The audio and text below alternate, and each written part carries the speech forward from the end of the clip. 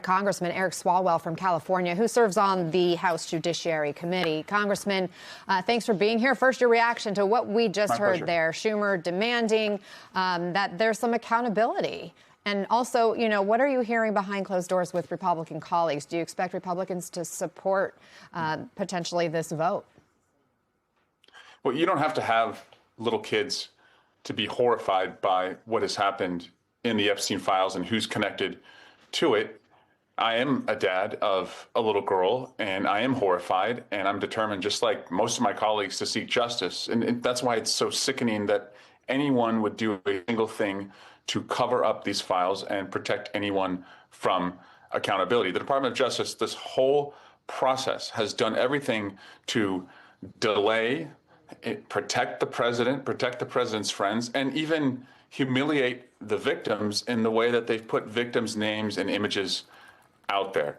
In fact, when you count it all up, Donald Trump's name is mentioned in over 5,000 of the files. That's more than any person's name is mentioned anywhere in the files. And put on top of that, Jeffrey Epstein, of all the people that we have learned that he knew in the world, the one person who he says is his best friend is Donald Trump.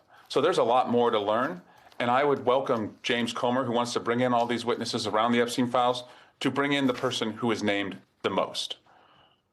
So as part of the House oversight investigation that we know continues, you mentioned James Comer, they have called the Clintons to testify, and now they are set to be deposed on tape behind closed doors. Just today, however, Hillary Clinton is calling for a public hearing. She said it's time to stop the games. Do you suspect Republicans would go for it? Would you rather have this be a public hearing?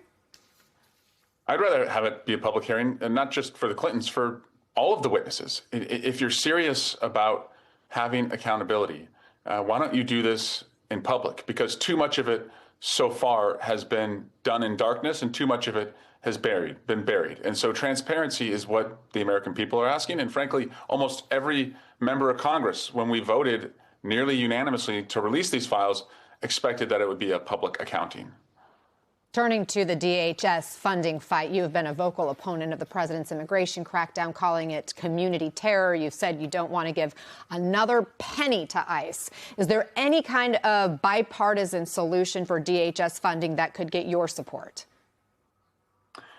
I have not seen any good faith efforts from the administration. I mean, the troops are still in the streets in Minneapolis, despite saying that they were going to de-escalate. But I have made it clear that ICE, as it exists right now, their budget has to be crushed.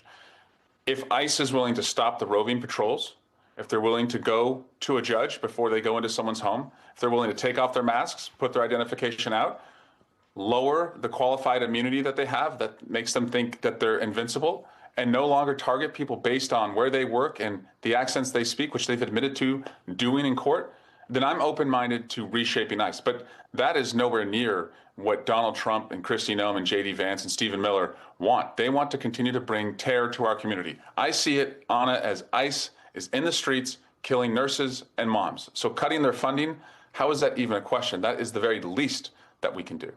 Well, it sounds like you're on board with the reforms that have been proposed by party leadership, Hakeem Jeffries and Chuck Schumer. But we have seen Republicans, at least on the Senate side, already call it a Christmas wish list, suggesting that they're not on board. So what if an agreement can't be reached? Community wish list. Yeah. A community wish list. Do you think that an agreement can be reached before the deadline next Friday? And what happens if it isn't? What about other DHS priorities like CISA and FEMA and TSA? You know, my priority is to prevent more public executions. And the way I see it is that if we give these guys another penny to do the same thing they've been doing for the last year, all we do is risk losing another nurse named Preddy and a mom named Good. I'm not going to vote for that. I hope my Democratic colleagues don't vote for that. No other law enforcement agency operates the way that ICE trains. And I don't know if you knew this, but to be a nail technician, you need about 400 hours of training in most states. To be an ICE agent, you need 47 hours of training. Why the number 47? Because that's the number for Donald Trump as president. He's the 47th president. It's absurd. There's no connection to training, experience, and making sure these guys have accountability. And we need to bring that to a screeching halt.